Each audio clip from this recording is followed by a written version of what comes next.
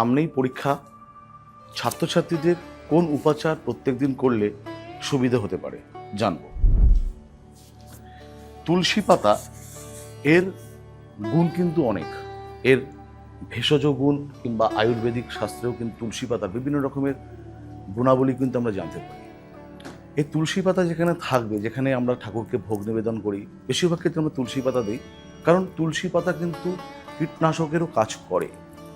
ছাত্রছাত্রী যারা আগামী দিন পরীক্ষাগুলো আসছে, টেস্ট কিংবা বিভিন্ন রকমের কম্পিটিটিভ এক্সাম, প্রত্যেক দিন তোমরা এবং তোমাদের গার্জেনের উদ্দেশ্য বলি, অভিভাবকরা আপনারা ছাত্রছাত্রী যেই আছে পড়াশোনার মধ্যে যুক্ত, একটি করে তুলসী পাতা প্রত্যেক দিন সকালবেলা ঘুম থেকে উঠে চিবিয়ে খেয়ে জল তারপরে পান করে তারপরে পড়তে বসুক কিংবা ছাত্রছাত্রীর যেই কাজগুলো সেগুলো করুক।